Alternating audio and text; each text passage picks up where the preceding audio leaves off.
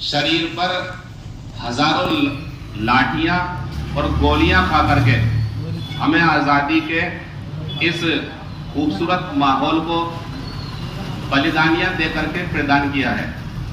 उसके बाद में फिर इस देश को सुचारू रूप से चलाने के लिए नियम कानून बनाने का जो एक जिम्मा उठाया,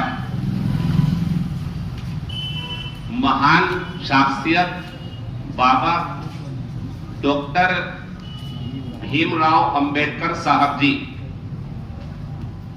और कुछ अन्य लोग भी इसमें शामिल थे। सबसे ज्यादा योगदान बाबा जी का ही रहा। और फिर 26 नवंबर 1949 को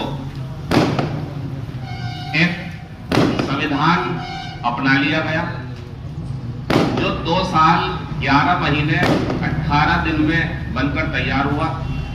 फिर 26 जनवरी 1950 को इसे लागू किया गया, अपना लिया गया और लागू किया गया। दोनों बातों में फर्क है।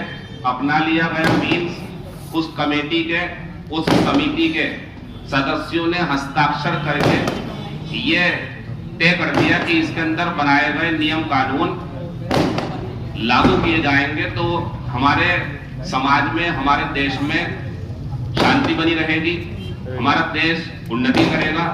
ऐसा उन लोगों का मानना था। उन लोगों ने हस्ताक्षर कर दिए तो ये अपनाना हुआ।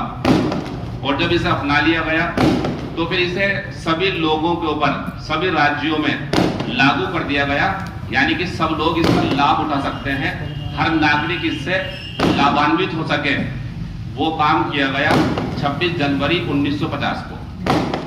इसके बारे में और भी कई सारी बातें हैं जिसे हर नागरिक को, अगर मैं कहूँ नागरिक को तो ये जरूरी बात है, और अगर मैं कहूँ हर छात्र को तो ये बहुत ज्यादा और बहुत ही ज्यादा जरूरी बात है कि हर छात्र को इस बात की जानकारी होनी चाहिए कि हमारा संविधान क्या है, कब बनाया गया था, क्या कहता है, मौलिक अधिकार क्या है, मूल कर्तव्य क्या है।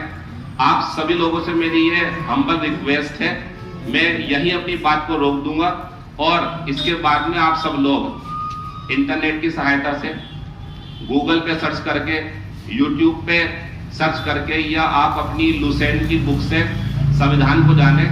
आप चीजों को इसलिए ना सीखें कि वो आपको पेपर में आकर के मार्क्स दिलवाएंगी और आपकी जॉब लग जाएगी। वो इतना प्रेज वर्दी एफर्ट नहीं होता है। आपको इसे इसलिए सीखना चाहिए ताकि किसी के सामने शर्मसार ना होना पड़े।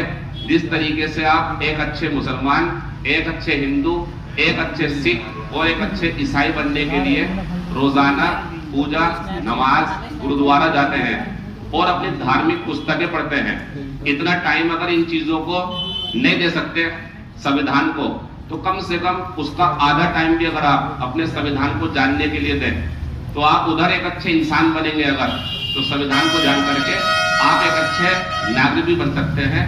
मेरी फिर दोबारा आप लोगों से विनती है, अपने संविधान को जाने, अपने मौलिक कर्तव्य और अपने मौलिक अधिकार, अपने मूल कर्तव्य और अपने मौलिक अधिकार को जानकर एक परिपक्व नागरिक बनने की आप मिसाल पेश करें। Thank you.